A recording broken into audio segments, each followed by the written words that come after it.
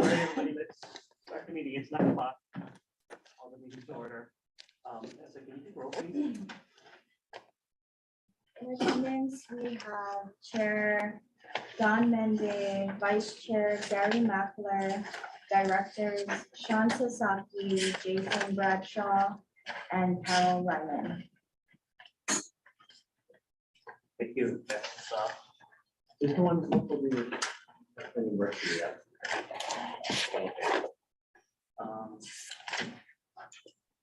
All right, so let's go to item number 2, approval for the regular meeting minutes as of on February 9th, 2023. Can I get a motion? Motion. Second. Thank you, Jason. Thank you, Carol. Is there any discussion, additions or deletions? If not, all in favor? Aye. Aye. Any opposed? Hearing none, motion carries. Thank you. I guess executive session, we'll wait for the executive session later on in the agenda. I guess, Dominic, can you go over the rules for public testimony, please? Chair, anyone wishing to present oral testimony should indicate so to the chair. Oral testimony will be limited to 3 minutes, subject to the discretion. Your testimony must be on a matter that's on the board agenda. As you begin your testimony, you should identify yourself and spell your name for the record. After 3 minutes, I will call time, after which you will have 15 seconds to conclude your testimony. Please note that this opportunity is for you to communicate your concerns to us. If you have questions during your testimony, neither the board nor the staff is required to respond or answer the question. For anyone wishing to testimony, instructions for doing so are on the front page of the agenda under the section titled Public Testimony. Thank you for your cooperation. Thanks, Don. I guess right before you move into item number 3, I just want to introduce Ryan Hanako, you, Deputy Attorney General. Thank you.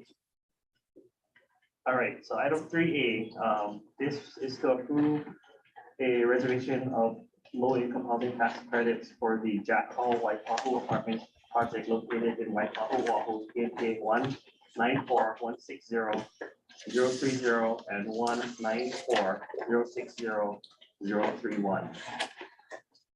Can I get a motion? Motion. Thank you. Give it a second. Second. Thanks, Sean. Is there anyone that wants to offer any public testimony in this agenda item?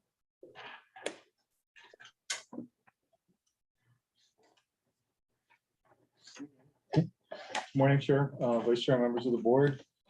David Oy, Housing Finance Manager.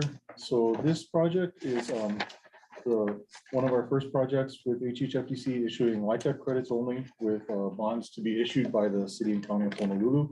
Bonds issued in the amount of $29,912,180. This project is a 144 family unit project in Waipahu, Oahu, with 1 to 2 bedroom units serving those in the 60% AMI range.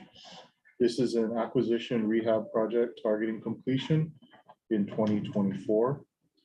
The City and County of Honolulu has provided HHFDC with evidence of the TEFRA hearing and its official intent to reimburse the project expenses with bond proceeds. And this was provided to us on February 6th.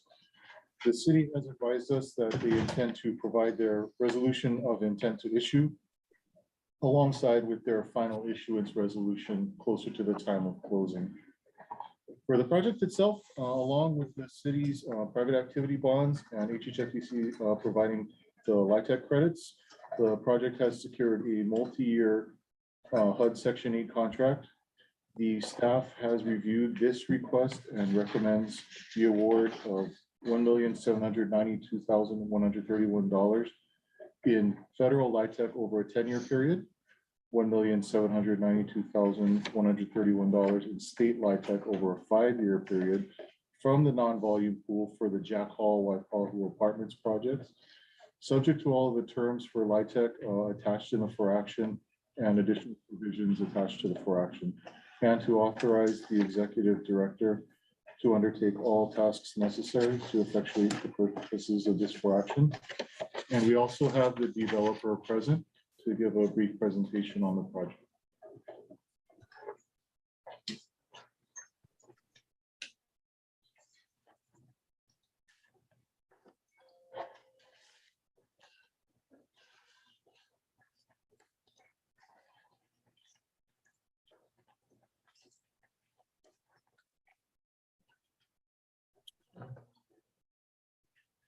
Thank you, Ken. Morning, board. My name is Joelle Chu. I think I'm supposed to spell that, Joellechiu. I am with the AHE Group. I'm a senior development director. Online with me is my co-director there, Sarah DeVries, and I believe McCunny's also on the line. McCunny, my other principal. And we're here to tell you about our Jack Hall Waipahu project that we are very excited about. David gave you some of the basics. And here's a little bit about the AHE Group. For those of you that don't know, we're pretty active here. McCunny's been in the business for almost 30 years. We, Sarah and I have also, been in the business a long time. Sarah's been on several different sides of tax credit deals. But this is some information about our company. We currently have over 2,000 units, and we're very excited about working here and partnering with HHFDC on a regular basis. This project is in the heart of Waipahu. It's actually just adjacent to single-family homes and just below, I guess this way looks to the side, but just below the Waikele outlet mall. It was originally constructed in 1979. It's 144 multifamily units, and there is currently a Section 8 project that covers the entire property. I'm sorry, a Section 8 contract. Here again are the details. I guess, the affordability period will be for 45 years. It's on a significant amount of land. It's a project. There's a lot of room for the families. We are projected to do about $10,000 worth of renovation. And let's see, there are 2-bedroom units that are great and always really full with the families in the neighborhood. We have an on-site manager who's there. He is fantastic. And when the tax credit partnership takes over, we plan to continue him. And he's really active with the community and does a great job. So you can see there in the middle, on the left-hand side in that yellow square, those are the 2-bedroom units. And there's this little cutout that is actually a church. I believe it's like a Buddhist church, and they do have, some unrelated but great community amenities there for. I think they have like a senior daycare program and maybe a some things for small children, but that kind of cuts the residence in half. And then right above that is the management office, laundry, and then one of the buildings. And then the balance of the 1-bedrooms, you can see sort of goes all the way to that rectangular part on the left. So the parking is actually very convenient because you can see each of the parking areas.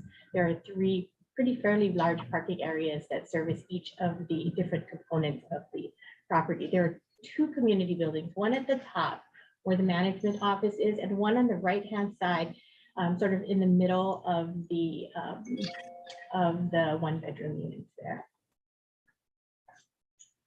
We are really excited about the timeline of this. I know here we're talking about getting things done as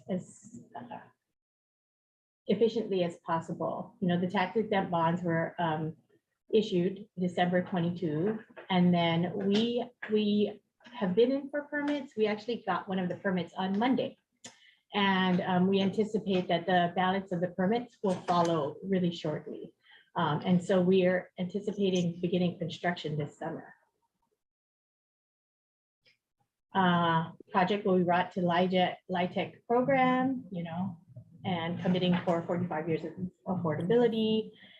Comprehensive renovation of this 40-year-old project.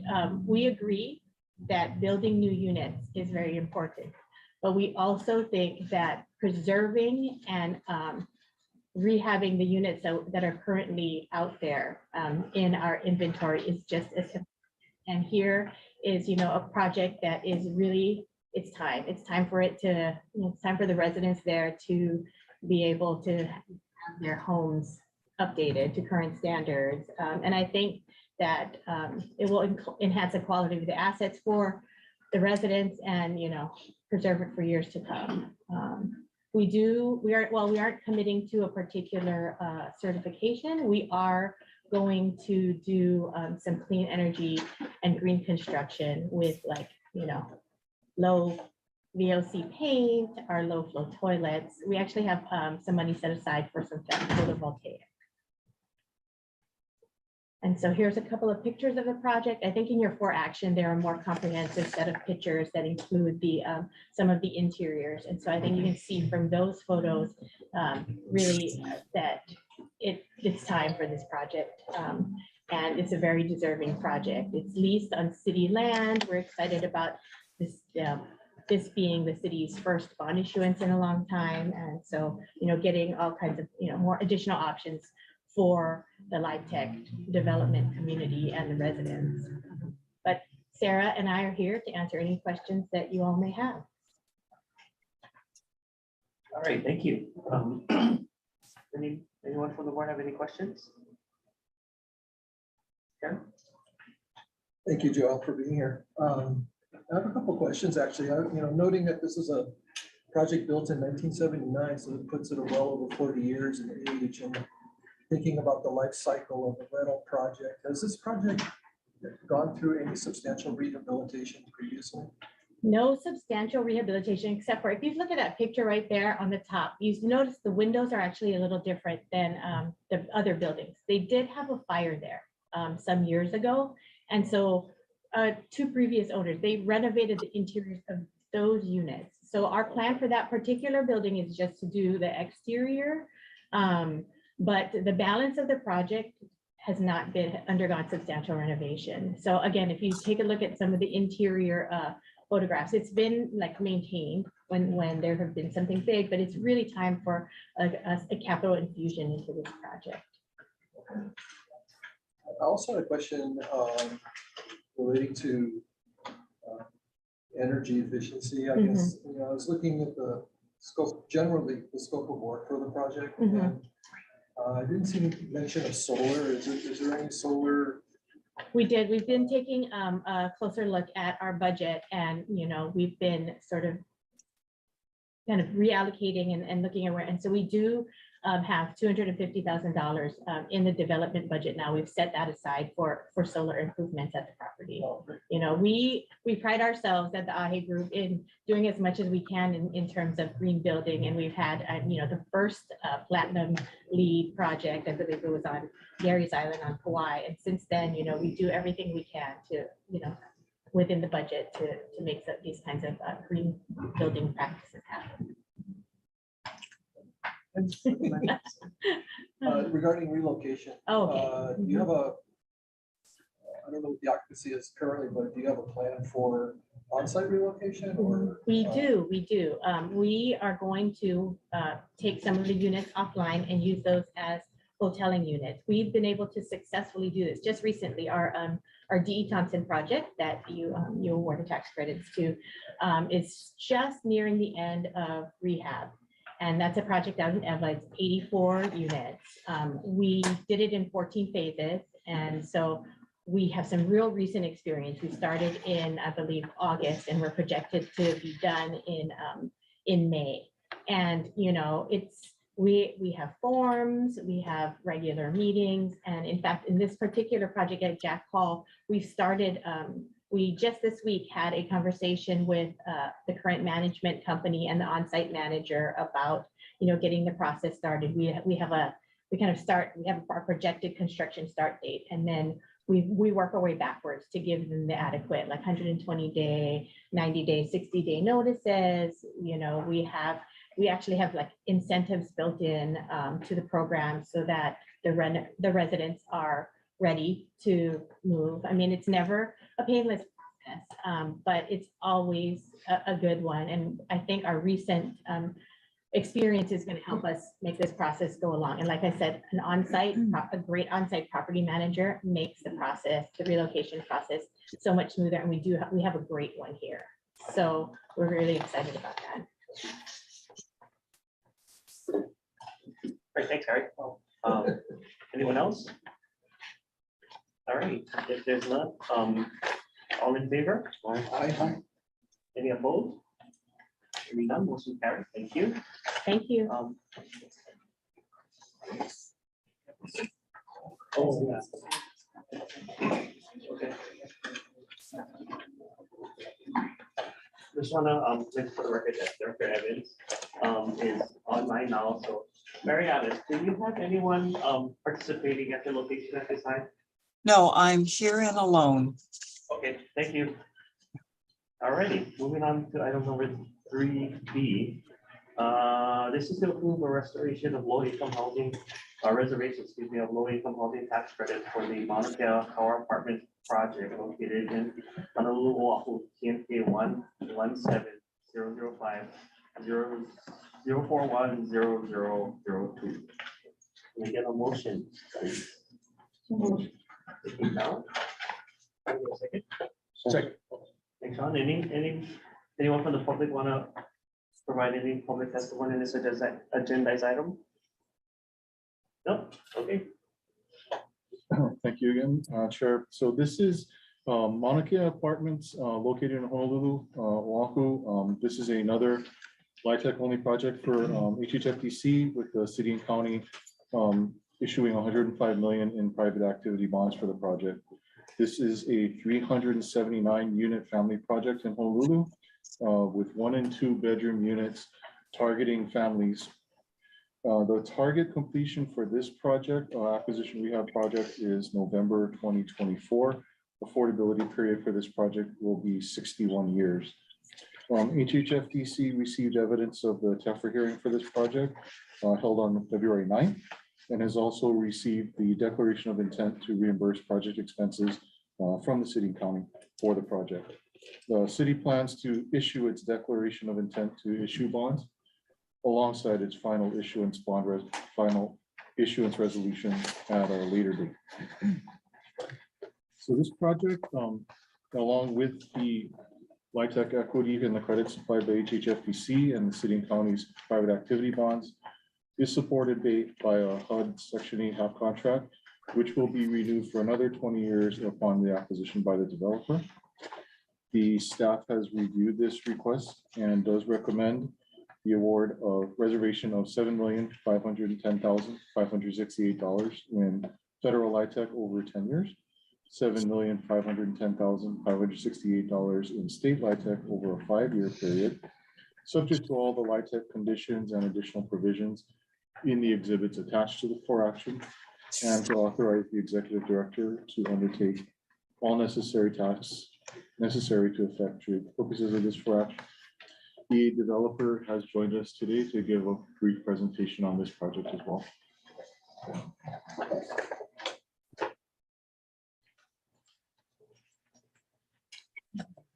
Morning. Morning, Chair Don, members of the board. Stanford Carr here to present Mauna Kea Tower Apartments on behalf of Komahali Mauna Kea Limited Partnership. Komahali is a joint venture with Standard Communities and Stanford Carr Development. We're the same venture group that purchased these 6 properties and consisting of 1,221 apartments from HHFDC in 2019. So we look forward towards this acquisition rehab. Let me give you a brief presentation on the project.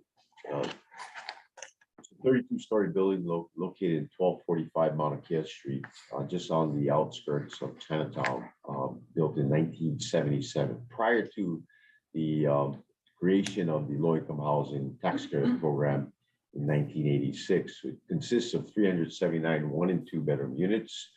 100% of the units, like Jack Hall, is covered by a half contract under Section 8. Community amenity spaces features shared with next, a residential tower next door on Kukui Street, clubhouse, swimming pool, picnic area, playground, basketball court, and a parking structure.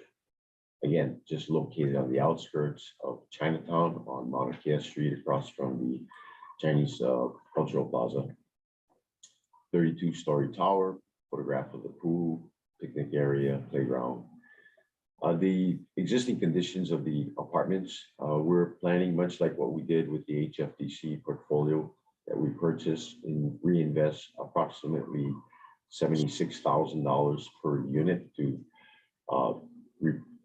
replace cabinets, floor coverings, paintings, light fixtures, plumbing fixtures, upgrade the elevator modernization, as well as life safety.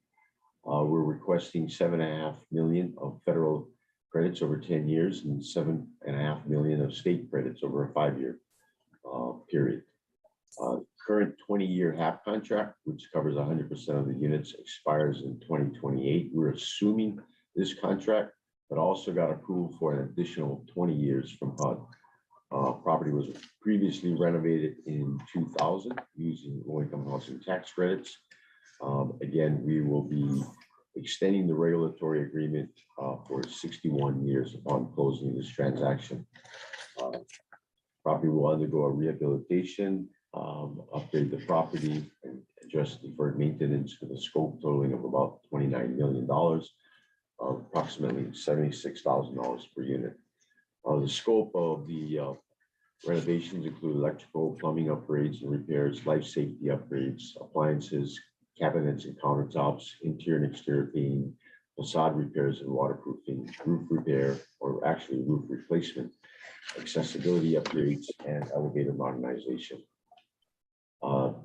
Illustrative of our typical 1 and 2 bedroom unit. We're already doing shop drawings. We plan to close this transaction in May of this year and expect completion by 2024, November of next year. That's it. Thank you very much. Any questions? Thank you, Zachary. Any questions? Kind of similar to the question I asked Joel, and that's regarding relocation. I read that your project is fully occupied and with a 10-year wait list approximately. Correct. How are you going to handle your relocation? So like we've done with this tower and the other 2 towers in Kaka'ako, Kamakei Vista and Kauhale Kaka'ako, we'll take a floor and use it as a hotel unit. So we'll go start from the top floor, floor by floor, work our way down. Thereafter, sequentially do the common area corridors. So we'll relocate the residents into the hotel floor. It takes us about 10 days to renovate each floor. So we've done 3 towers already. We're finishing up Laulani on the Big Island, which are garden apartments, completing, the whole portfolio of 1,221. So we've pretty got a well-oiled machine now. Yes. Any other questions? No? All right. Thank you. Thank you for doing this project. All in favor? I, Any opposed? Hearing none, motion carries. Thank you. Moving on to item number 3C. This is to approve an extension to the resolution number 106, which provides all official intent with respect to the issuance of preliminary multi-family tax exempt revenue bonds for the Local Heights Affordable Housing Project located in Kailua Kona, Hawaii, TNK 373009032. Can I get a motion, please? Motion. Thank you, Carol. Is there anyone that wants to give any public testimony at this time? No? All right, thank you. Good morning again. So Local Heights is a 100-unit family project located in Kailua Kona, Hawaii. These are 2 and 3 bedroom units, serving those in the 30 to 60% AMI range. This project was originally awarded on September 14th, 2017. On December 12th, 2019, the project increased its budget to up to $27 million in HMF bonds, $1,696,612 in federal LIHTC over 10 years and $1,696,612 in state LIHTC over 5 years. The original RHRF award was $17,632,320.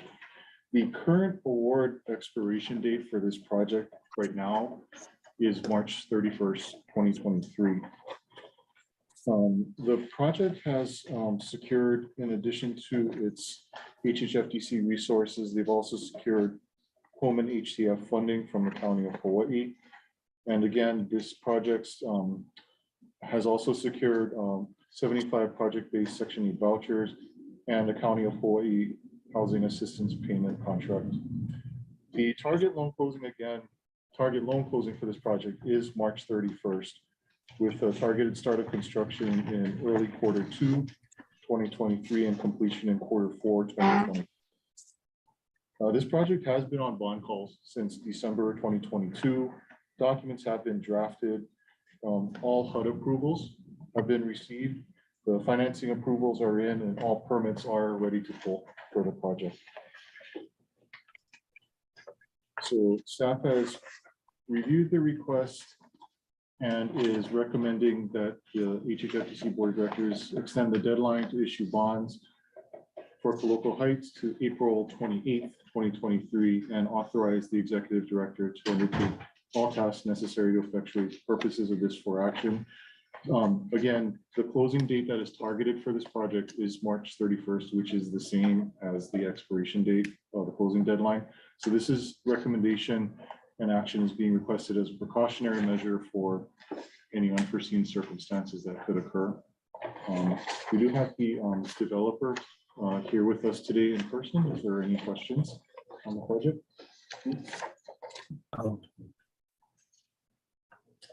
Any questions? I'm like really excited. This is.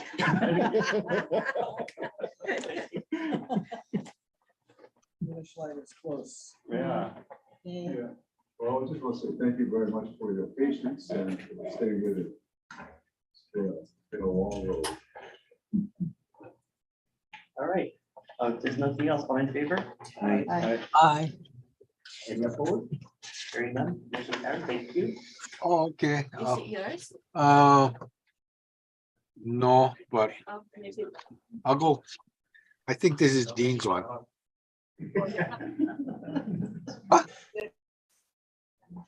Yes. All right, moving on to item number 3B, to approve an extension to the rental housing revolving fund project letter of intent for the Coloco Heights Affordable Housing Project located in Federal Fund of Hawaii, TNK 373-009-032.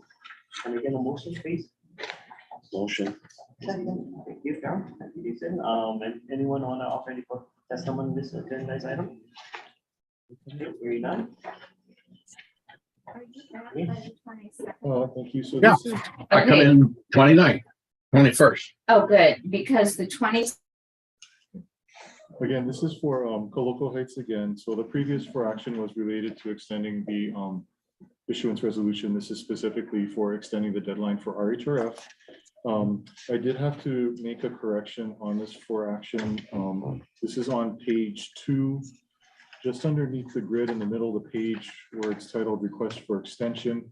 The date should coincide with the previous for action as April 28th, because that is the Friday effective, and April only has 30 days. So it should be April 28th.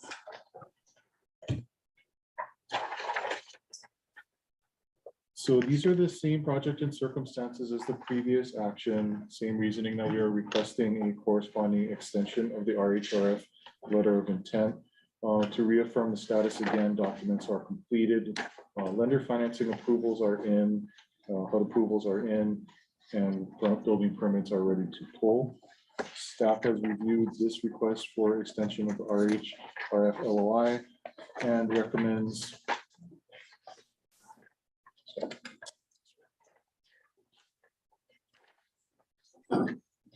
to extend the RHRF LOI and also authorize the executive director to undertake any and all necessary actions to effectuate the purposes of this for action. And again, I can say if you have any questions. All right, any questions? Not all in favor? Aye. Any opposed? Hearing none, motion carried. Thank you. We just go item to number 3E. This is to approve resolution number 182, authorizing the issuance of full domain multi-family tax exempt revenue note for the Kaloko Heights Affordable Housing Project located in Kalokona, Hawaii, in K 373009032. Can we get a motion, please? Motion. Carol, is there anyone that wants to offer any public testimony on this agenda item? No, okay. Thank you. So again, for Kaloko Heights, the target closing date that the team is working towards is March 31st, 2023. All parties have this date and are moving towards this date for closing. The bond issued for Kaloko Heights will be a private placement with Bank of Hawaii. Resolution 182 authorizes the sale, issuance, and delivery of up to $27 million for the purposes of making a mortgage to finance the Kaloko Heights project. The final bond issuance is subject to the availability of bond cap and the approval of the Director of Budget Finance and the Governor. Staff has reviewed the request for bond issuance and recommends the Board of Directors approve Resolution 182, authorizing the tax exempt issuance of up to $27 million from the HMF bond program, subject to the provisions and conditions attached in Exhibit B of the 4 action, and authorize the Executive Director to undertake all tasks necessary to effectuate the purposes of this 4 action. Thanks. Any questions from the board? No? Not in favor? Aye. Any opposed? None, motion carries. Thank you. Down to item number 3F. This is approve 1. A request from the developer to increase the low-income housing tax credit reservation, and 2, the subordination of the rental housing revolving fund loan to an additional interim tax loan in the amount of $12,300,000 for the Halawa View 2 project located in Aiea, Hawaii, Oahu, PNK 1990030260002. Can I get a motion, please? Motion. You got a second? Second. Thank you, John. Anyone that wants to provide a testimony for the public at this time, please identify that. No, already. Thank you. So this project, now known as Halawa View 2, at the time of its original award on July 11th, 2019, this was 2 separate projects known at that time as Halawa View 2 and 3. It has since been combined into one project, Halawa View 2, and will remain that way. And all further action and closing will take place as a single project, Halawa View 2. In aggregate, this is a total 302 unit project for families serving the 30 to 60% AMI located in Aiea, Oahu. These are studio 1, 2, and 4 bedroom units. On July 11, 2019, the project in total for both phases was awarded $80,200,000 in HMF bonds, total of $5,255,001 in federal LIHTC over 10 years, $5,255,000 in state LIHTC over 5 years, and a total RHRF award of $42,300,000. Since then, the project has experienced budget increases and an increase in eligible basis. As a result, developer is requesting an increase in its LIHTC award. The increase requested is now up to $7,999,563 in federal over 10 years and $7,999,563 in state LIHTC over 5 years. Also requesting HHFDC to subordinate its RHRF loan during the interim construction period only, so that the project may utilize an interim taxable loan of $12,300,000. The total budget overall has increased 27.87% from the original. The detail on these items that have been increased are detailed on page 5, item 6 of the 4 action. So the project, with the addition of this additional financing, it still meets the HHFDC requirements for senior debt service. This structure of this taxable tail and the subordination of the RHRF was not originally contemplated when the original project was awarded. Subordination of RHRF in this circumstance, again, would only be during the interim construction period. This is not a normal scenario for HHFDC, and it's unique for these specific circumstances on this project. So the project itself has been on bond call since November 2022. The target loan closing for this project is slated right now for Q1 2023 to start construction in early Q2 and complete in the project in Q1 2025. The project is still waiting on the issuance of its superstructure permit in order to close. So the project's additional costs, again, will be absorbed by the additional LIHTC equity if the increase is granted by the board, and the new taxable loan subject to the approval of the subordination. So staff has reviewed this request and is recommending the increase of the annual federal LIHTC award over 10 years up to $7,999,563, and increase the state LIHTC award to $7,999,563 over a 5-year period, subject to all the terms and provisions attached in Exhibit G of the 4 action, and also to authorize the subordination of the RHRF loan to the additional taxable loan in the amount of $12,300,000 for the interim construction period only, at which time, after time of conversion, loan will be paid off and released, and RHRF will move back into being the second position. I do have the developer available remotely, Mr. Joe Michael, if the board has any questions. Great, thank you. Any questions from the board? I just wanted to ask Mr. Michaels if he could give us an update on the superstructure permit issuance. Do you have any information? Hi, yeah, this is Joe Michael. So the only agency approval remaining on the superstructure is zoning. And our permit expediter, Polycana, has been working closely with zoning. I think we're almost there. There was a couple pages in the plan set that needed to be swapped out, which was done earlier this week. And then zoning has been very communicative, and the superstructure set is very similar to the foundation set that's already been approved by zoning. So we anticipate it being approved here in the near future. Any other questions? I just have one quick follow-up question. I guess regarding the timeline. So it says building permit, loan closing, and construction to start Q1 2023 and Q2 2023. So are you still on schedule for that? Right. Yeah, we are on schedule for that. So right now our scheduled closing date is April 4th, and then we plan to break ground May 1st of this year, which would put us at a completion in, I think, February of 2025. Okay. Any other questions? Thank you. If not, all in favor? Aye. Any opposed? Hearing none, motion carries. Thank you. Number 3G. This is to approve resolution number 183, authorizing the issuance of Fullerton multifamily tax exempt referendum bonds for the Alava View 2 project located in Aya 1-99003-026-0002.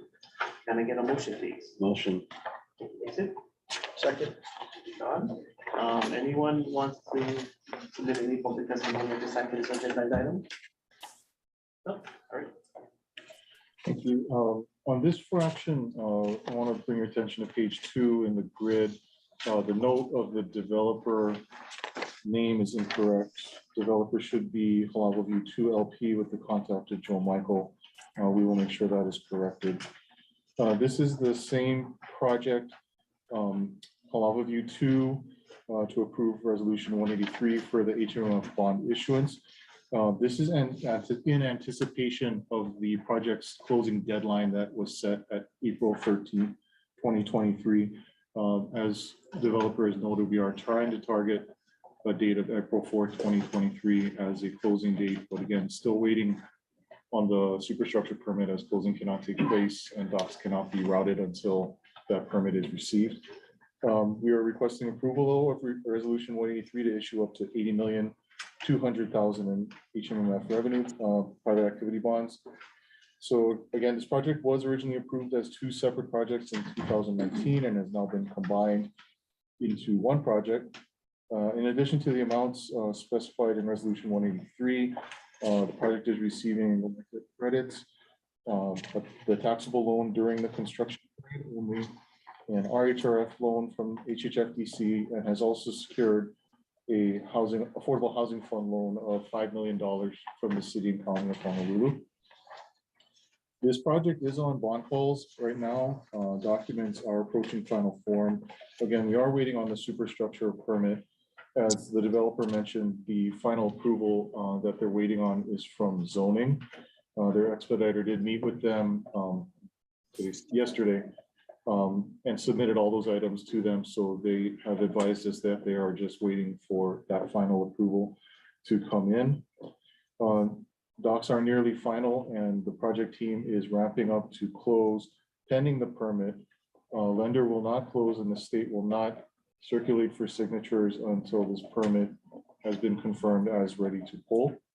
However, the staff, in anticipation of the closing deadline, has reviewed this request and recommends that the board approve resolution 183, which authorizes the issuance of tax exempt revenue bonds up to $80,200,000 from the HMF bond program, subject to all terms and conditions attached in Exhibit D of the for action, and authorize the executive director to undertake all tasks necessary to effectuate the purposes of this for action. And again, for any follow-up questions, Joe Michael is available on the phone. Thanks. Other questions for the board? No? All right, all in favor? Aye. Opposed?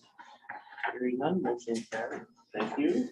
Moving on to item 3E.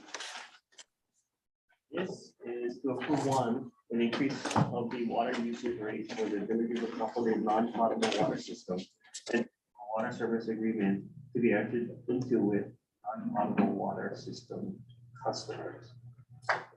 Can I get a second? Second. Sean? Is there anyone from the public that want to submit any testimony on this agenda item? No, okay. Good morning, board members. Dean Minakami, Development Branch Chief. This for action seeks two approvals. The first is to increase the water usage rate for the Villages of Kapolei non-potable water system. And the second is to approve a water service agreement to be entered into with customers of the system. For background, HHFDC's predecessor agency, the Hawaii Community Development Corporation of Hawaii, constructed the non-potable system in 1999. A rate of $2 per 1,000 gallons was initially established to cover operating maintenance costs, and that rate had not increased since the system was built. The system presently has 4 customers, and average daily use is about 137,000 gallons. It presently costs HHFDC about $152,000 annually to operate and maintain the system, and we expect that maintenance costs will increase in the future. The pipelines, pumps, and other components are aging. To assist in defraying operating maintenance costs, we propose that the water usage rate be increased from $2 per 1,000 gallons to $3.10 per 1,000 gallons. Based on the new rate, revenue from water charges will be about $155,000 annually. And we note that this rate is slightly higher than Honolulu Board of Water Supply's rate for non-potable water, which is $2.90 per 1,000 gallons. Although the BWS is reviewing its rates and may increase their rates later this year.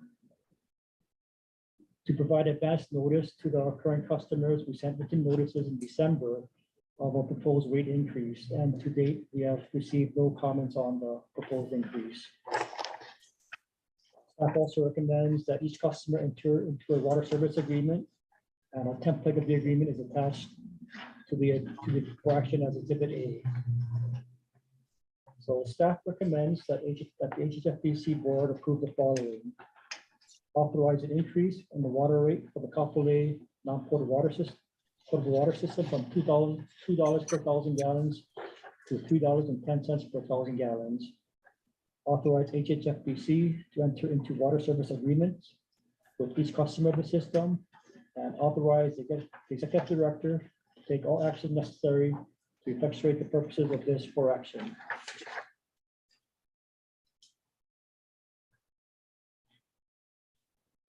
Any questions? All right, thanks. Any questions from the board?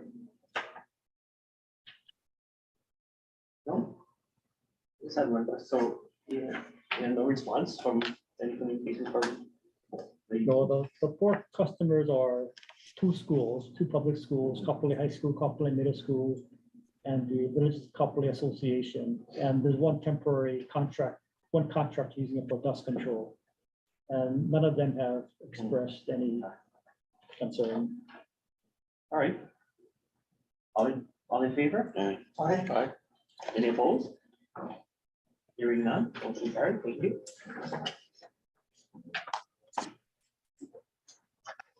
Right, moving on to item number 3I. This is update on the modification approved by Honolulu City Council to exemptions from the statutes, ordinance, and rules under chapter 218 Hawaii Revised Statute previously approved by the Hawaii Housing Finance and Development Corporation for the Kapolei Place Affordable and Market for Sale Condominium Project located in Honolulu, Oahu, TMK 127-002-011-015 and 031-2049. And again, a motion, please. Motion. No motion, Mr. Chairman. Oh, this This is just a for info. Oh, this is for info. Okay, right. Thank you. Does anyone want to provide any public testimony for this agenda item at this time? Nope. Go ahead, Stan. Good morning, Mr. Chairman, members of the board. Stan Fujimoro with the Development Section. Kuile Place is a proposed 1,005 unit affordable and market for sale condominium project at 2599 Kapiolani Boulevard in Mo'iliili, Oahu, Hawaii. The project consists of a 12-story building fronting Kapiolani Boulevard and a 43-story building towards the rear of the parcel with a 13-story parking structure between the two towers. On October 13, 2022, the HHFDC board approved exemptions from statutes, ordinances, and rules pursuant to HRS Section 201H38 for Kuile Place. In January 2023, the Council Zoning Committee and the full council approved modifications to the 201H exemptions for Kuile Place approved by HHFDC.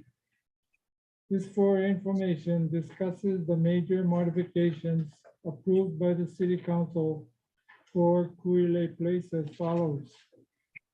The council modifications approved 105 more affordable units in the 120% or below AMI category from a total of 246 units approved by HHFDC to a total of 351 units or 35% of the total units in the project approved by the council.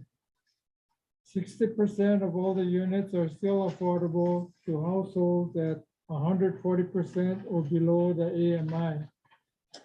HHFDC requires that all the market units must first be offered to Hawaii domiciled owner-occupant buyers for the first 30 days from the initial sale of the market units.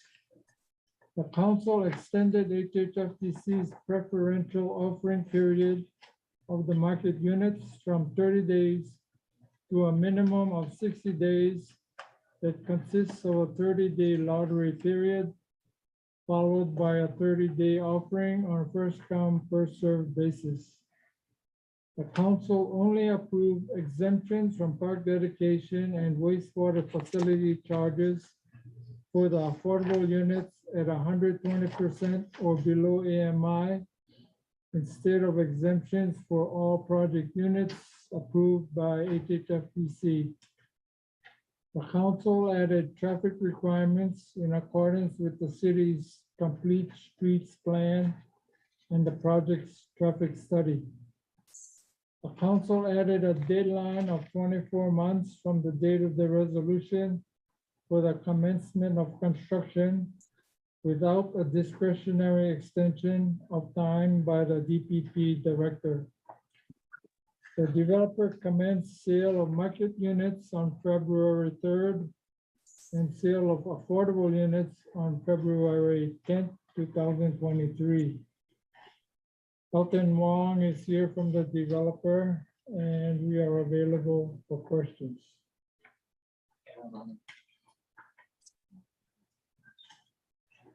And Alani Kobayashi Pakala is here from the developer as well. Thanks, thanks. Any questions? I do, but I don't know if it's for you, Stan, but regarding the sale of affordable units, the 603 affordables, as a 201H project, is there, I guess my question is there any expiration on that offering of affordables, or does it continue until the obligation is fully met? Because, you know, I'm just thinking about it in terms of where you are in development, in the development phase, you're a ways off from having completed units, right? And it just strikes me as being an early start for marketing and affordable sales, but so I'm just curious to know if the obligation to continue to market to 140 and below for the affordables goes on indefinitely, basically. Yes, no, thanks for that question. Yes, it goes on indefinitely. So those units will only ever sell to households that qualify under the HHFDC Affordable Housing Program. And the pricing will not change for the units. One thing that I think maybe is a little different, maybe from rentals, where we start marketing rentals right before, you know, usually 2 or 3 months before completion. For in a for sale product, we do need to reach pre-sales in order to get our construction financing. So that's why you start marketing them ahead of starting construction. How has the response been so far? The reception's been quite overwhelming. We've been running affordable housing seminars. We've actually had over 3,500 members, community members, either attend or register for our seminars so far for the 603 units that we have. And the public reception to the projects has been very positive. Thank you. Thank you, Gary. Any other questions? No question. Because on Maui, we have, you know, challenges to get people to, a lot of people are interested, but do they really qualify? So what are your comments about families qualifying? What I would comment is, I mean, it is quite a daunting set of the application itself, right? It's a lot of information, and it is, and there is that element where it sometimes is challenging to qualify for the loan and still be at the right income that you can qualify for the purchase and all those elements. But I would say that HHFDC staff's been incredible at really educating us, our team, our mortgage lending team, and the sales team, so that we can do our best at helping to educate the applicants. And we've been doing these affordable housing seminars to really kind of demystify it. And really the application itself has all the information needed to understand if you qualify, and then the lenders support that effort as well. So, I mean, I'm optimistic, you know, our applications are due on April 16th. So, you know, so we'll see where everything shakes out in the end. But, you know, I think there's going to be a lot of interest and quite a few people that qualify. I mean, Ulana, which is a different program, but they over 700 units sold out in virtually a matter of weeks, and everyone was qualified. So while it's slightly different programs, directionally it's pretty similar. So I think I'm optimistic. Thank you. Thank you. Anybody else? All right, thank you. Thank you. Thanks, Ed.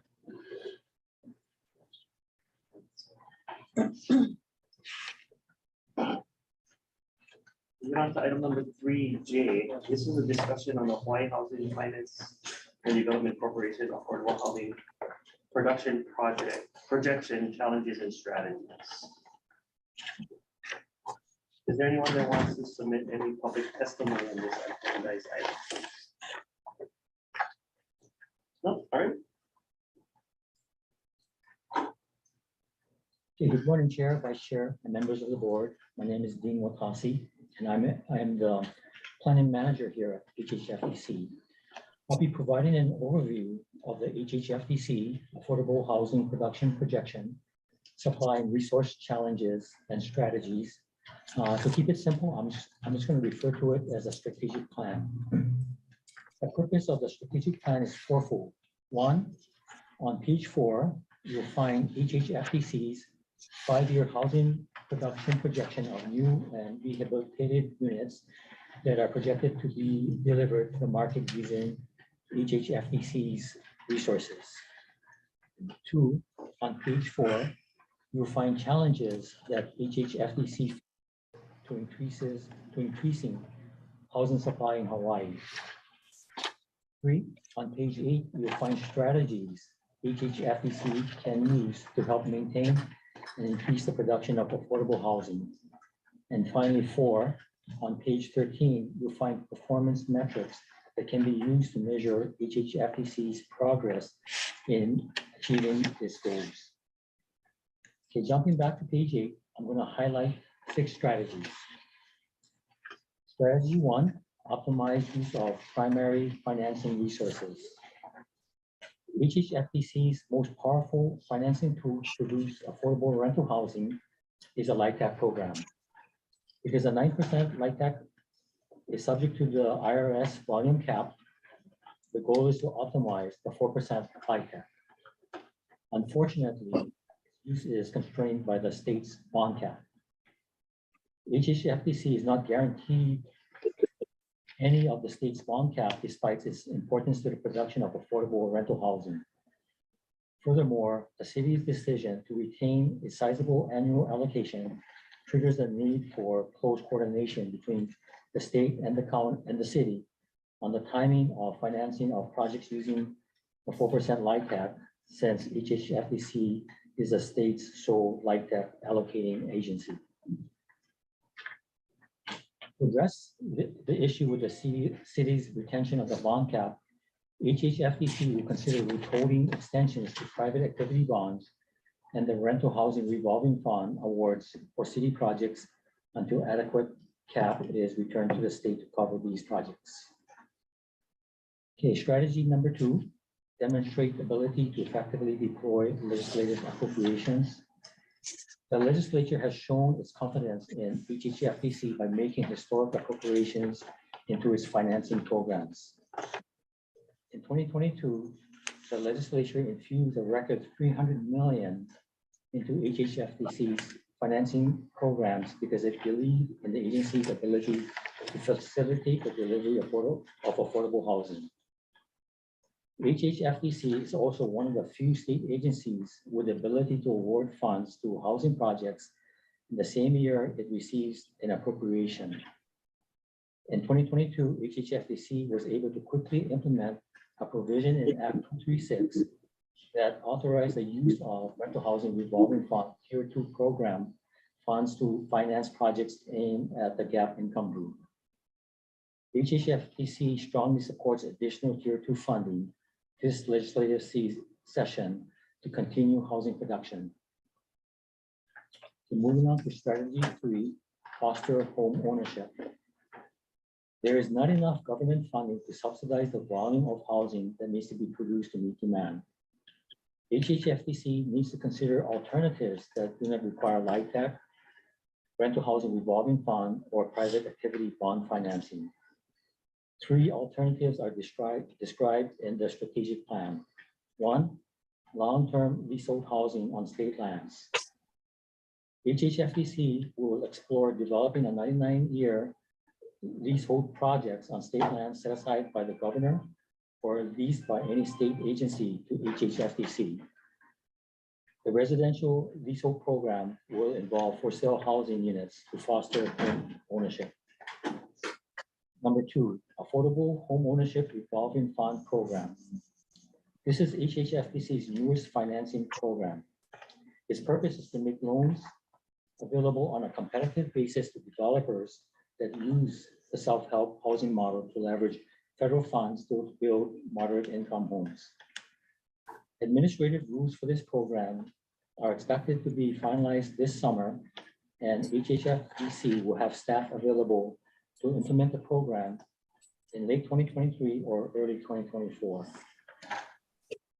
Number 3, DERF Equity Pilot Program. This represents an innovative way to address the high demand of for sale units by Hawaii's moderate income residents. HHFDC would purchase equity for sale projects, and the price paid by eligible buyers will be reduced by HHFDC's equity amount. The DERF equity program bill failed last year, but was introduced this year as House Bill 677. Okay, strategy number 4, invest in infrastructure, partner with counties. One of the major barriers in affordable housing production is the lack of offsite infrastructure.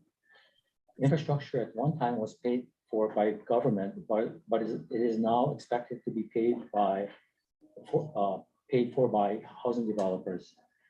The added cost for infrastructure raises housing costs and often makes development of new affordable housing projects financially infeasible.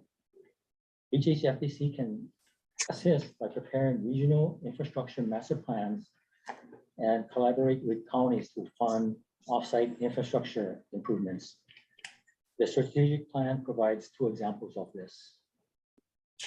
Okay, strategy number 5, make lands available for housing and leverage resources.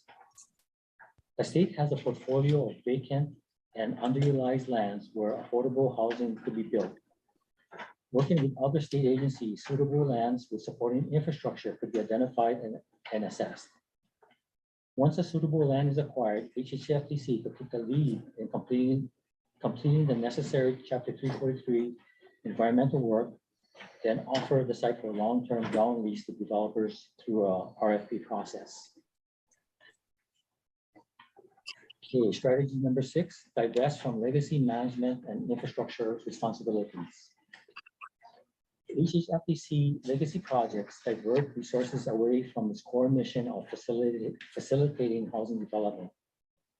HHFDC is in various stages of exit from 3 legacy projects. 1, Villages of Kapolei infrastructure. HHFDC has rehabilitated all backbone roadways and infrastructure.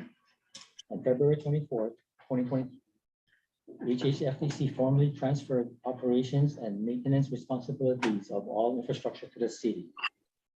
Eventually, the ownership of the roadway will be transferred to the city once the easements are established and title clears with a land court system. Number 2, Waiholi Valley lands and infrastructure. HHFDC has started to explore the feasibility of disposing of the Waiholi Valley leasehold interest to another entity. And 3, affordable multifamily rental portfolio. To date, 8 projects have been sold in leasehold, and the remaining 2 projects are expected to close this year. So this concludes the presentation for the strategic plan. I'm available for any questions. Chair, can I just make a couple comments with regard to this plan? Yeah, real quick, but just before, I just want to put on record that Director Salaveria and Madaris has joined us virtually.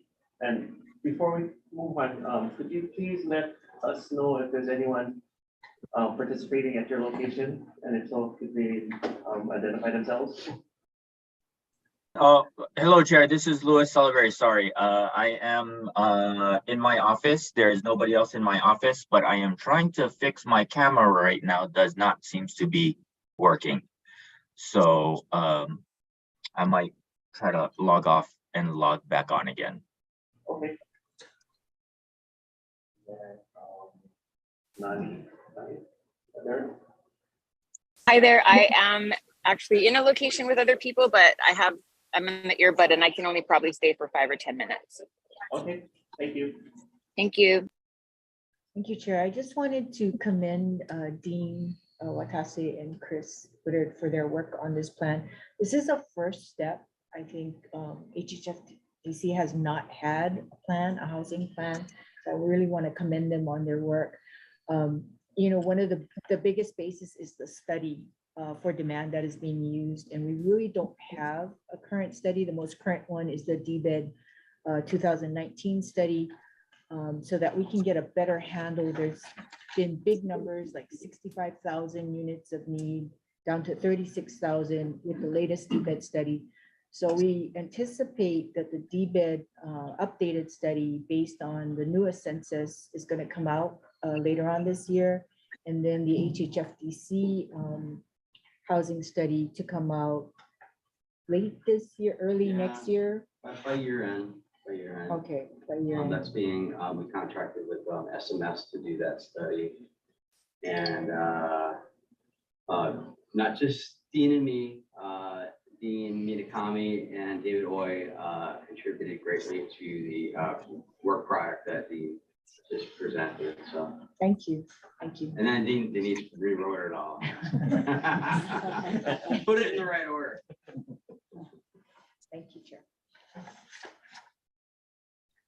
Okay, thank you. So I guess, any questions?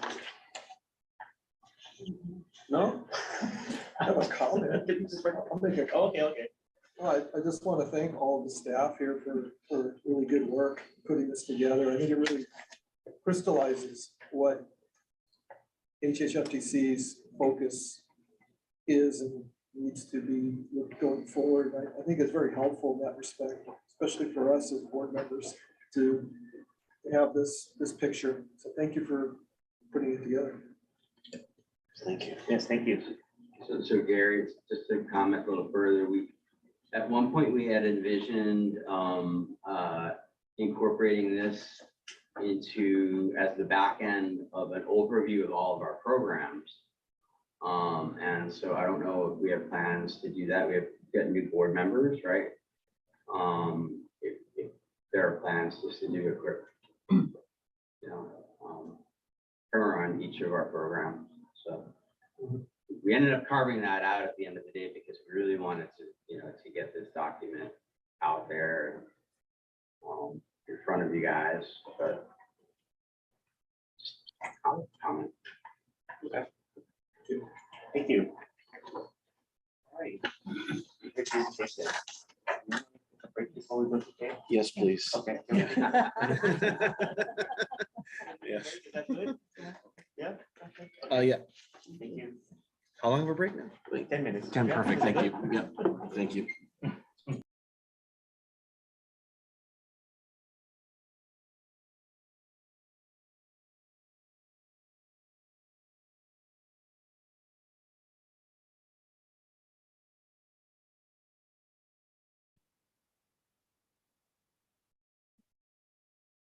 Okay.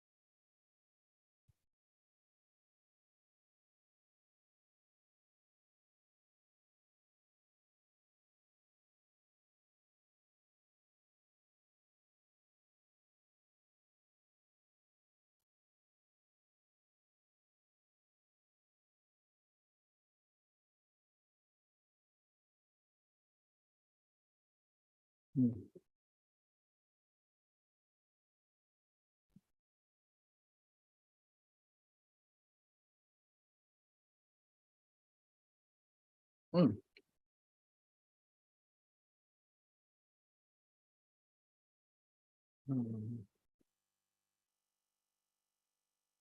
see you.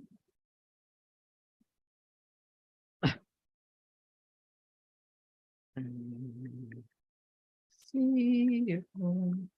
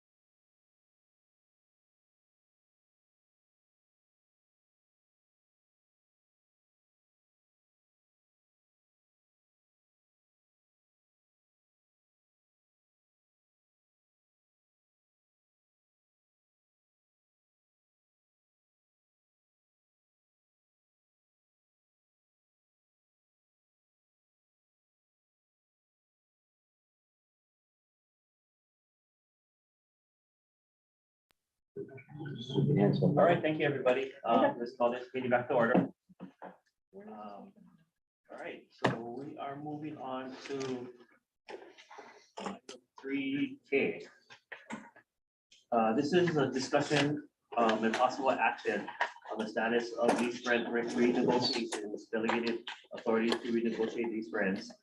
And 3 possible disposition scenarios for the Waihole Valley Agricultural Park and residential lots subdivision located at Waihole, Oahu, Oahu, KMK 148 various in furtherance of the state's public purpose to preserve the rural agricultural character of the valley.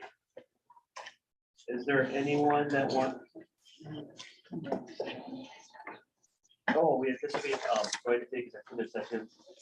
The board of directors of the Hawaii Housing Finance and Development Corporation anticipates convening an executive session for section 92.5A3 HRS to deliberate the authority of persons designated by the board to conduct negotiations with our public property or during the conduct of such negotiations, and section 92-5A4 Hawaii revised statutes to consult with the board's attorney on questions or issues regarding the board's powers, duties, privileges, immunities, and liabilities as it relates to this matter. Okay. So is there anyone that want to submit any public testimony on this agenda item at this time?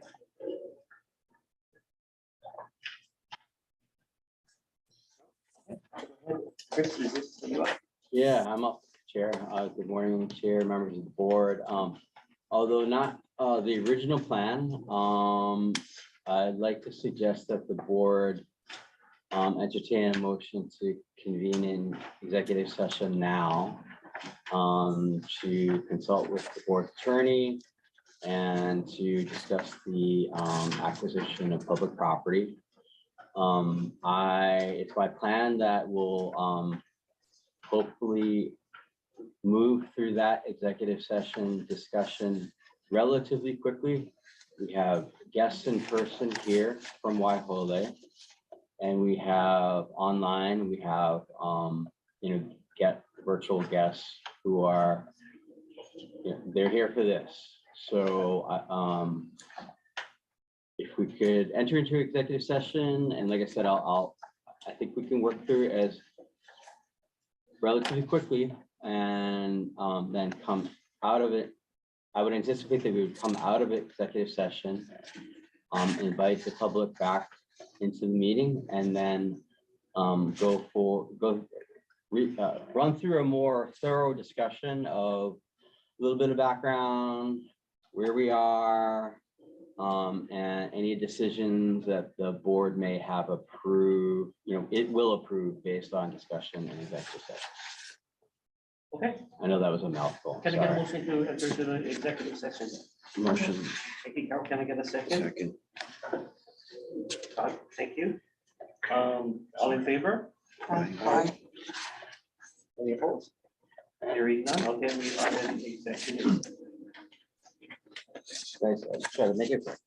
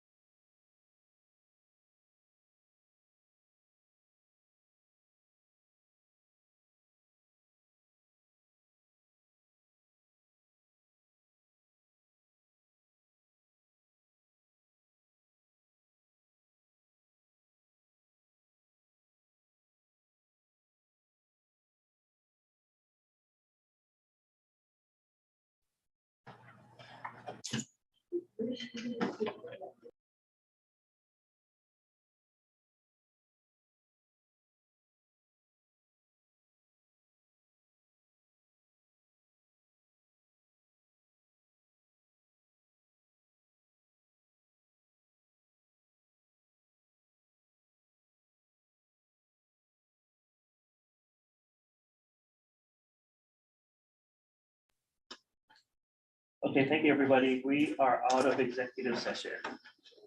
Before we proceed, we just want to make mention that there were 3 minutes of executive session minutes for the meeting of January 12th that the board had approved. So just get that on the record. All right. Chris? Okay, thank you, Chair. So Chair, I will summarize briefly discussion that we had in executive session for the public's benefit.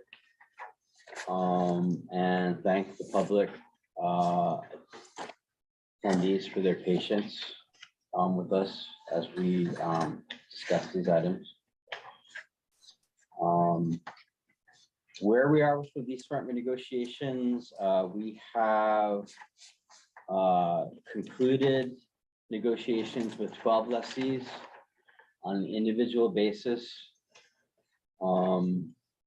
Those lessees, 10 of them agreed to HHFDC's initial lease rent offer, and 2 of them negotiated off that initial offer, and we came to mutual agreement. And I believe almost all of them are fully documented at this time, but they're done, 12 done. Last week, staff had meetings with in Waihole with 3 separate groups. We met with the proprietor of the Waihole Poi Factory.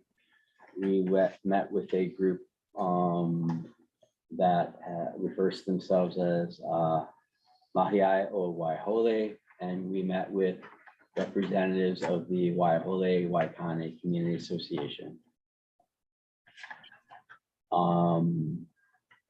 Regarding the 10 agricultural lot lessees identified as Mahiai o Waihole,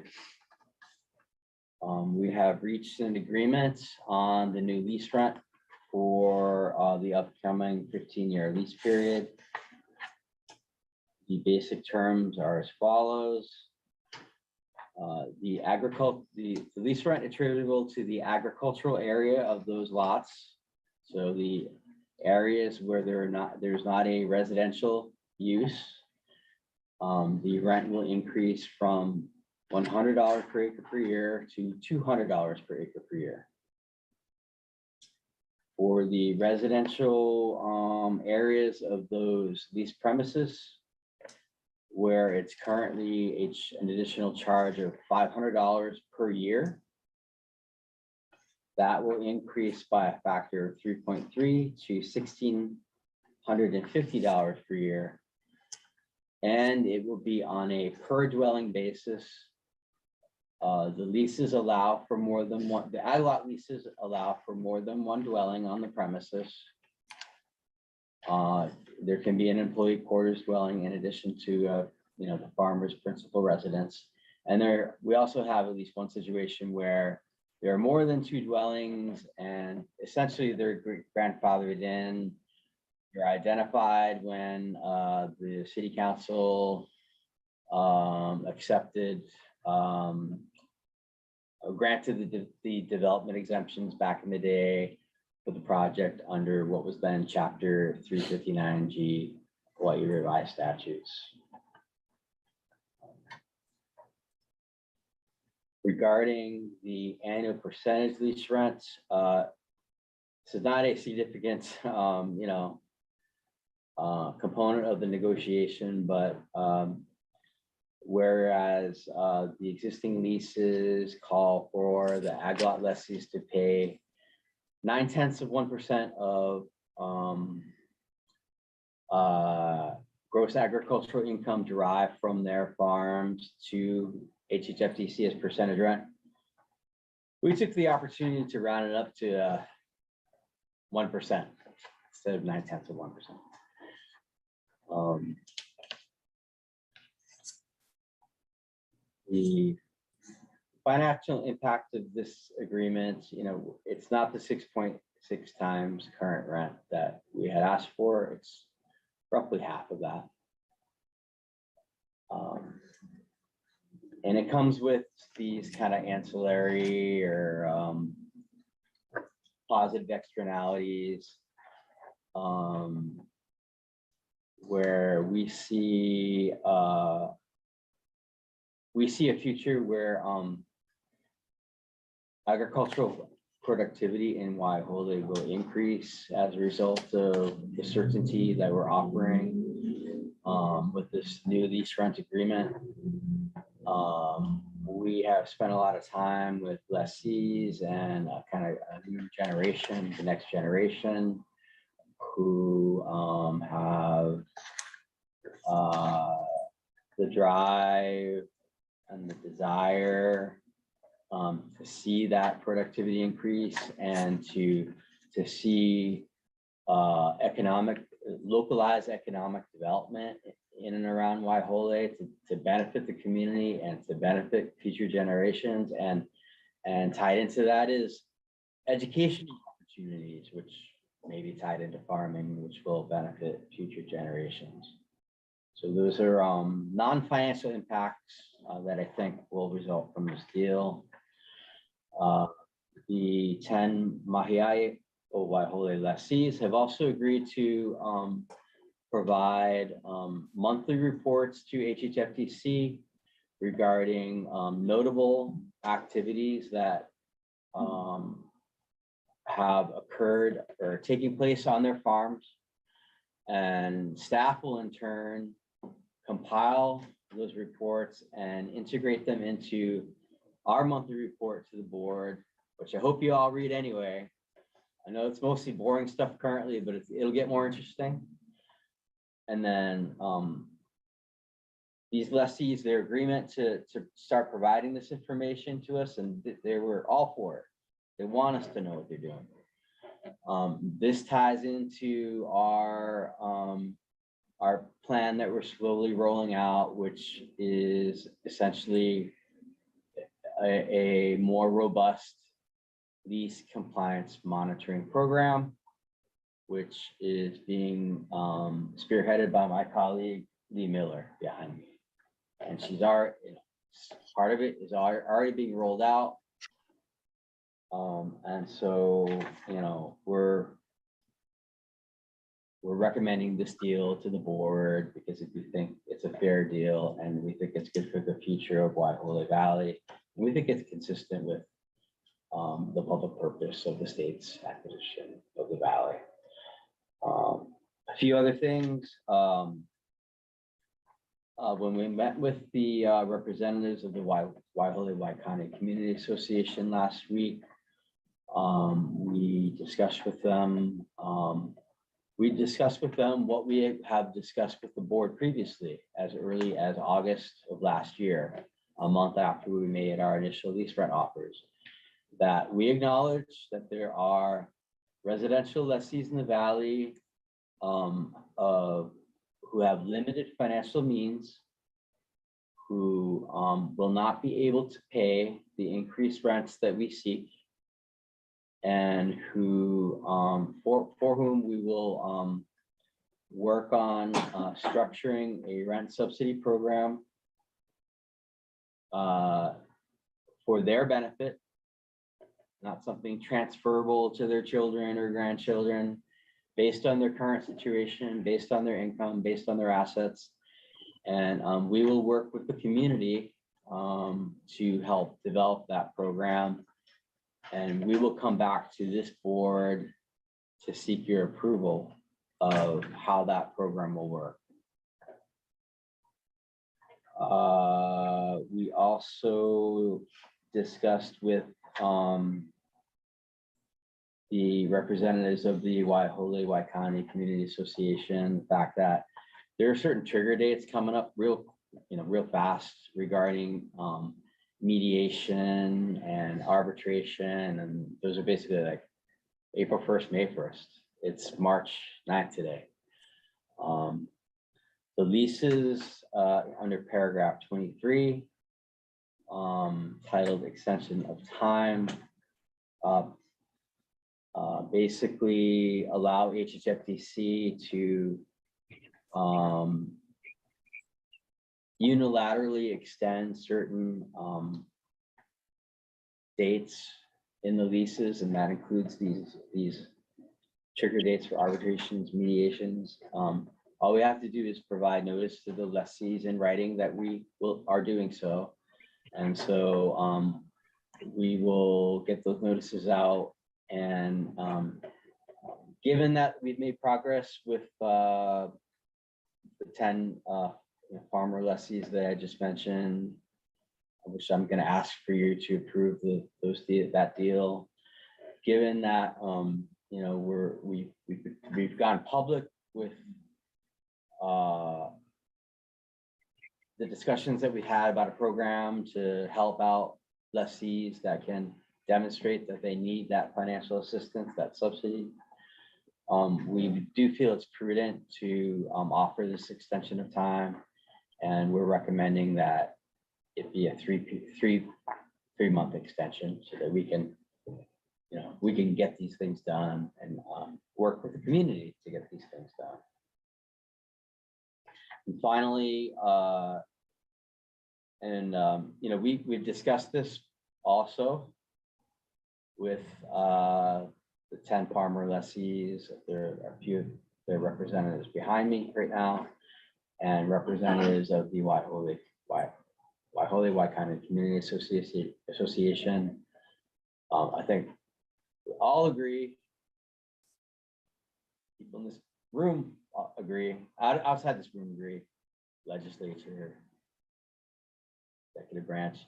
HHFDC is really not the entity to be owning, operating, maintaining infrastructure in Waiho'ole Valley. And so we are going to embark, again, in consultation with the community, we are going to start looking at alternative structures of ownership and management of Waiho'ole Valley. We've thrown out one idea to members of the community. It's just an idea, one idea. There are others to explore. I have a document in front of me. I'm gonna make a recommendation, ask the board to approve those recommendations.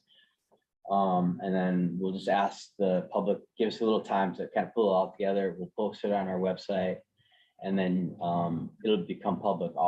Everything we talked about today, even some things we weren't even able to talk about today, because just, we wanted to try to do it as quickly as possible.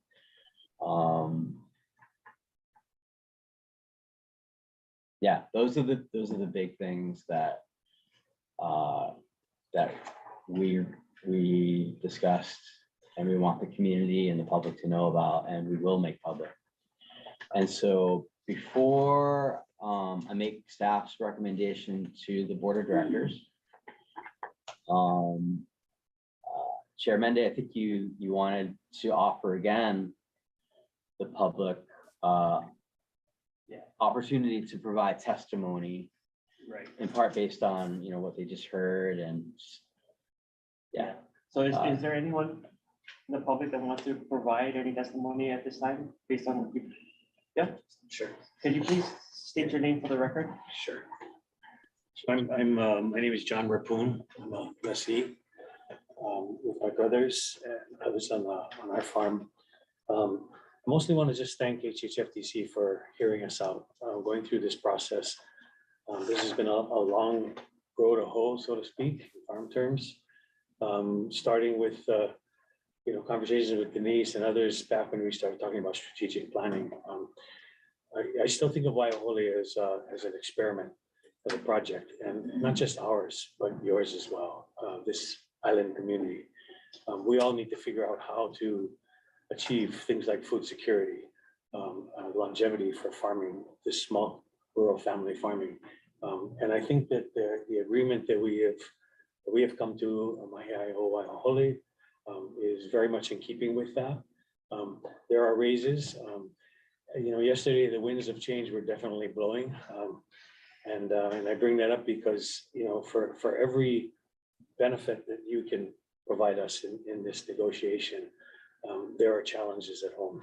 Trees blowing over, roofs blowing off, you name it. Farming is not an easy thing. Last night I serve in the Palu neighborhood board representing the Waiahole through Kuloa sub area, and the primary topic of our neighborhood board meeting was battling invasives.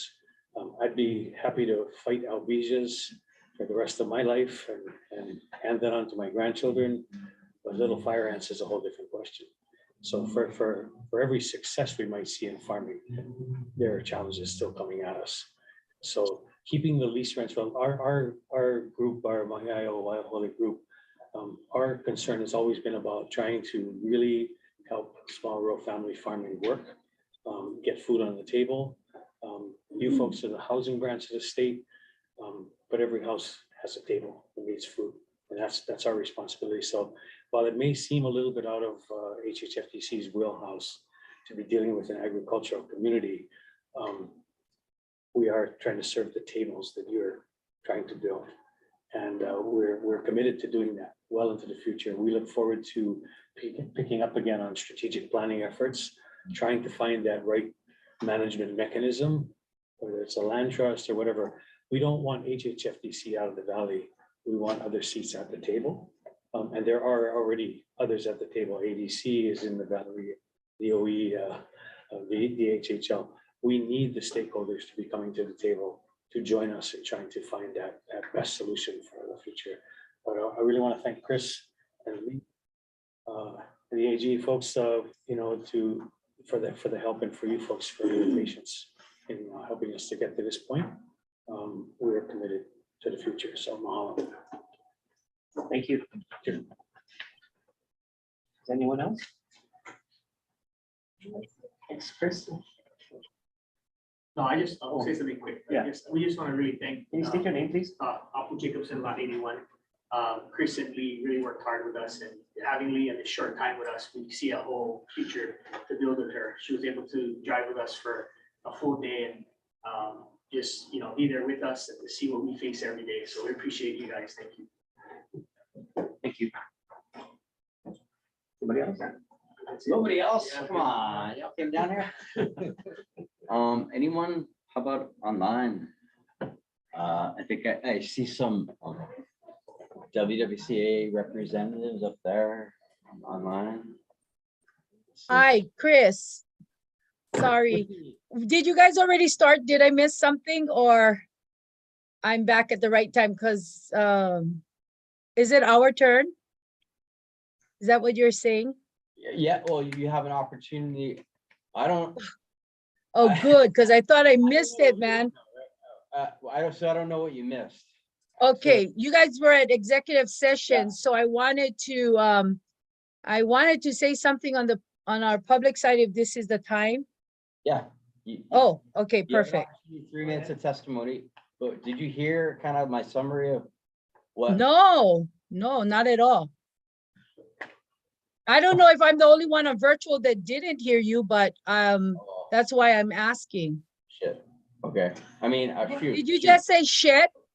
I said shoots, Lucy. You Oh, heard me. okay. All right. Thank you.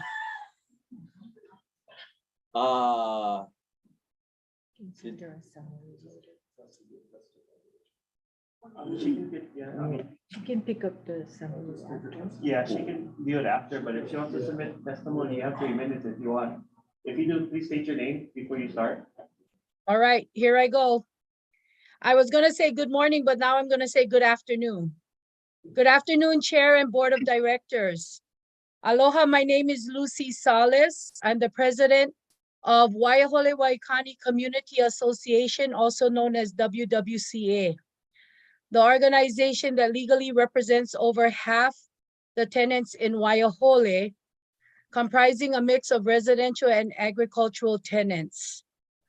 Mahalo for this opportunity.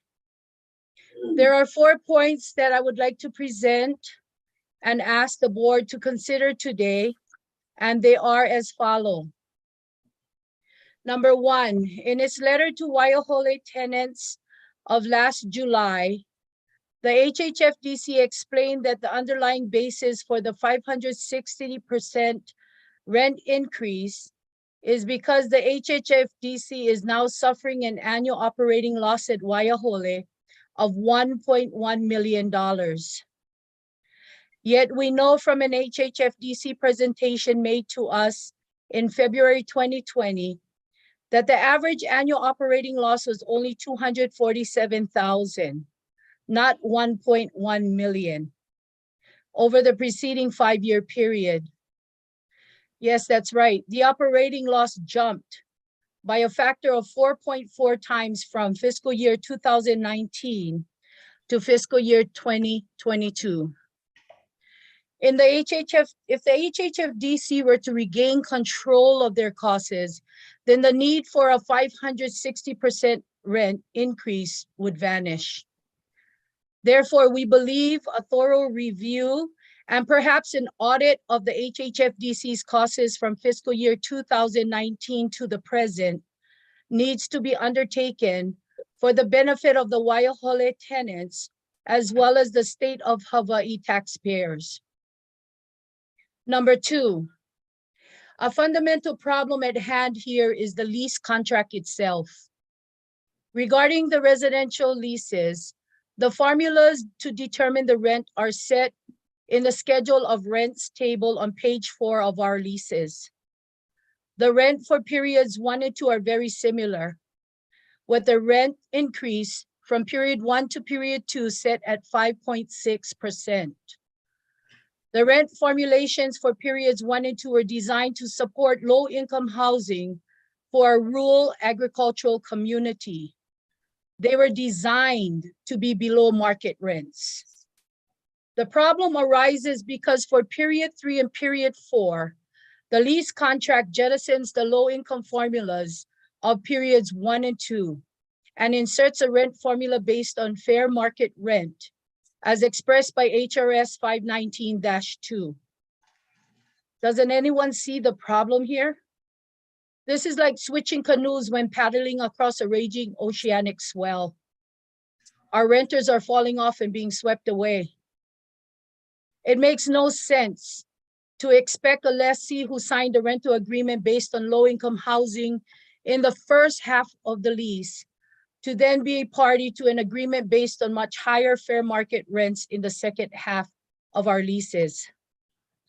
Number 3, after collecting tax returns from the tenants we represent, we know that at least half of the residential tenants simply do not have the financial means to pay the rent increases proposed by HHFDC. They will be forced from their homes that we own, not the HHFDC. I'm sorry? Please finish up. Your 3 minutes is up. Yep, I am. Thank you. Homes that cannot be moved off the parcels. The unfairness here is obvious. We ask that the HHFDC Board of Directors not knowingly propose rents to tenants who cannot afford rents beyond our means. Please ask yourself this one question. Does anyone here really think that the renter back in 1998 who understood that their rents would rise by 5.6% at the end of period 1 would have signed their lease had they known that the rent would rise by 560% at the end of period 2? The answer, of course, is no. The reasonable person would have signed. No reasonable person, would have signed. For that reason, we have serious concerns that changing the approach in the middle of the lease from below market rents to market rate rents was a take it or leave it proposition between parties of unequal bargaining strength, which amounts to an unconscionable agreement that is unenforceable. Lastly, number 4, regarding the 13 farm lots we represent, only one is delivering earnings above the poverty line and half are operating at a loss. It is unfair to... Thank you, Lucy. Is there anyone else that want to submit any public testimony at this time?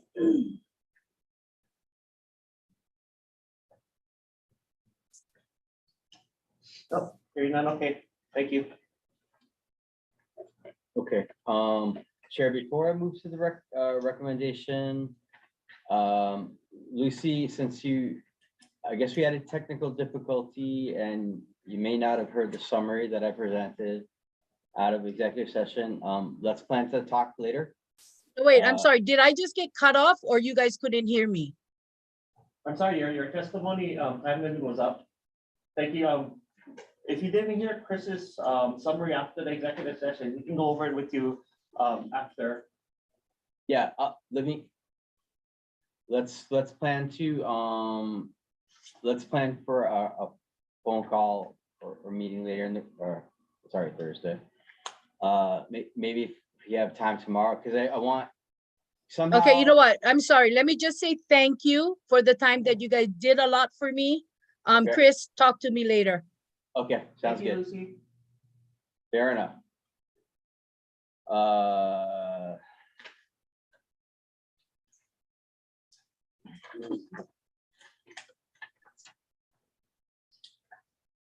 So I'd like to present staff's recommendation to the board. We respectfully request that the HHFDC Board of Directors A, delegate to the executive director or her designee the full discretion and authority to negotiate and document rent renegotiation agreements with all Waiholde Valley lessees, including those for the Mahi'ai Waiholde lessees on the terms described in section 3B2 above. Which with such authority, one, premised on the expectation that staff will immediately apprise the board of any emerging matters that warrant the board's guidance and possible written affirmation of planned actions by staff. Two, this delegated authority would be immediately revocable at any time upon written notice from the board chair to the executive director. And three, this requested delegated authority would not be applicable to the contemplated rent subsidy program for those residential lessees that can demonstrate the need for such subsidy. And the board would explicitly reserve its right to review and approve such a program. And then finally, staff requests that the board endorse staff's efforts to work with the community to develop disposition scenarios for Waiholde Valley in furtherance of the state's public purpose to preserve the rural agricultural nature of the valley. Great, thanks, Chris. Can I get a motion? Second. Okay. Second? Oh, thank you. Is there any discussion on the board? No? All right, all in favor? Aye. Aye. Aye. Any opposed? Hearing none, motion carries. Thank you.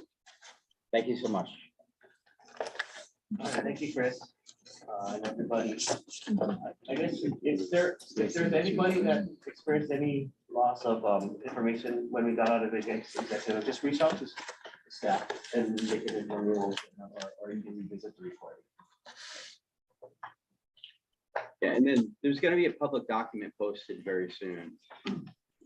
As soon as Gordon can get to it, right?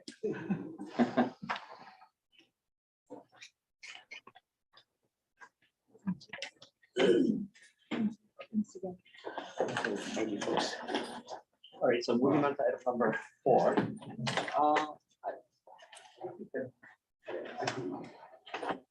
Executive Director report. Good afternoon, directors. I know it's past lunchtime, so I'm gonna try and whiz past this. I want to start with LIHTC training.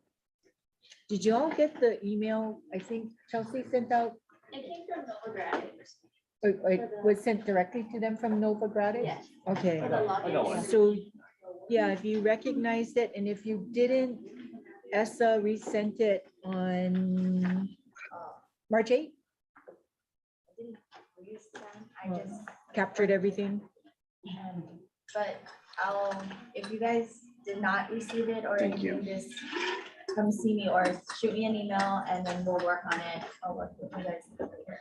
Thank you. Yeah, so it's LIHTC training, especially for our new board members, and then you have a certain redemption code that you have to use in the link, so question, if you have questions, contact, Either one. Either one. okay, all right, thank you. Thanks, Jeffrey. Thanks, David. Second thing on the agenda, consolidated applications for financing, so in your reports from the finance branch, record number of applications came in, total of 31. Asking for a record amount of bonds, 870 million almost in bonds and 453 million in rental housing revolving funds. That's unduplicated count.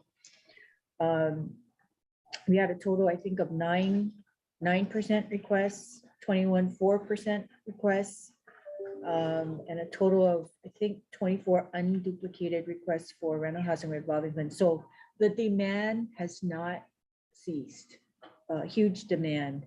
And this just goes to show how much demand there is for LIHTC. So that is one. I think the timeline we're going to stick to is the same as last year, with May being the eligible rental housing revolving funds, and then shortly after that, 9% and then the 4% recommendations. Okay, I want to quickly move to Exhibit C. I don't know if you've had a chance to go through some of the key bills this session, but I'm going to whiz past them. First and foremost, because we had Waihole up here. Hi, Cynthia. House Bill 465 was an attempt to offer 5-year extensions on Waihole Valley. I don't see, sorry, the Senate bill listed on the Senate bill list, but I think that Senate Bill 1195 died. I'm not sure, but the House bill was never heard, so there was no support for these extension. House Bill 675 is the next one. This is important for us because it requires HHFDC to hold a minimum of 2 financing rounds. And one of the things that I did see in public testimony is that our bonds are usually exhausted by the first round. So if we do have a second round, it'll probably have to be just the tier 2 if the legislature does fund a tier 2 round again, because it doesn't take bonds. House Bill 677 is the DERF equity bill. Directors, this is the one of the few bills targeting homeowners. It's to reduce, buys on the cost to develop for sale units. The House bill is the vehicle. Unfortunately, this was a brainchild in the Senate Money Committee. However, the Senate Housing Committee did not hear this bill, so the House bill will be the vehicle. House Bill 679 is important for us because that is to change the lapse date to protect the 200 million that was awarded from last session. And I'm sorry, I want to skip back to House Bill 676. Because this affects the counties. This will give the counties flexibility to do district boundary amendments for greater than 15 acres on lands that the county owns. This will be huge if it goes all the way through, to give the counties flexibility in setting their own district boundary amendments. And I think this is part of the YIMBY group ask that, yes, in my backyard group has been asking for something like this. House Bill 678 to put on your radars. I don't know if how many of you are familiar with the county housing credits, but there's been a lot of controversy, and I know that Hawaii County, there's been an audit, and it has made the press on the concerns with the inappropriate use and maybe lack of tracking on county housing credits. This bill would mandate HHFDC administer this program, and part of the concern was the counties all have different valuations for the credits.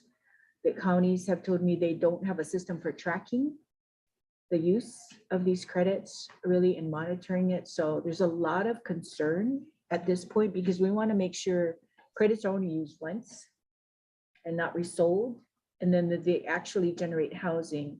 My understanding is part of the credits in Big Island County was used to build a fence instead of generating housing.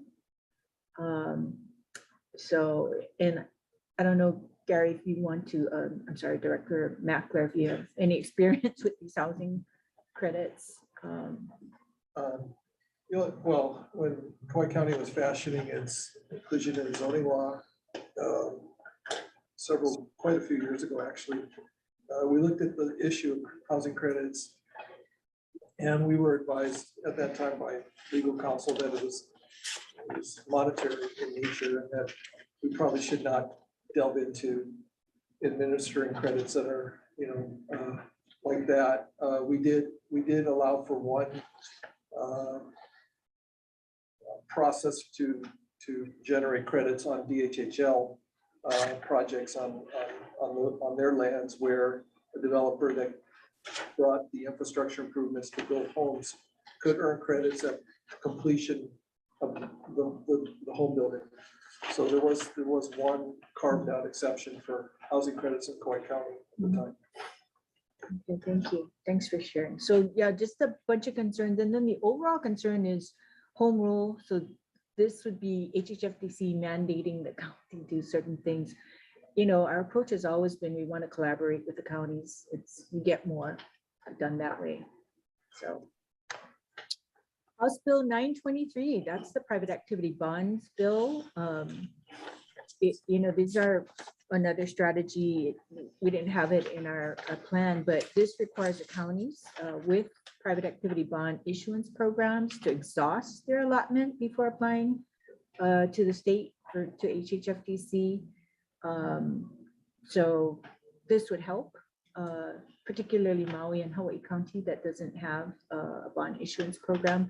I know Kauai has a small one and they're going to accumulate it for one project. So that should help with the bond situation.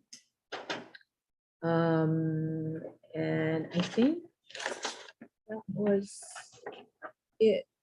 Oh, I'm sorry. Two bills on the Senate side, Senate Bill 858 and 859.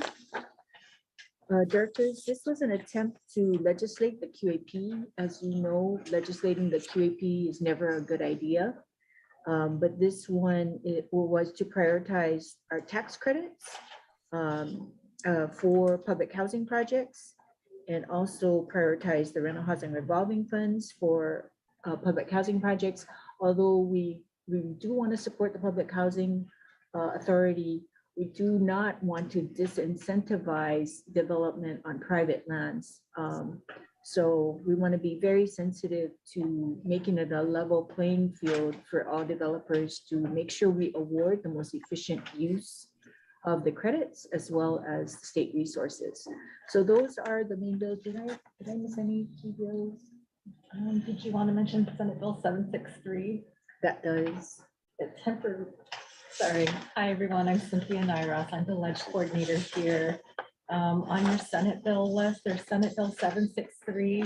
That one is moving. It temporarily exempts affordable housing projects from specific city county fees and exemptions related to discretionary approval or ministerial permitting, except for the ones that we impose or Board of Water Supply, provided that the units are exclusively made available to certain qualified residents who are owners or renter occupants and own no other real property.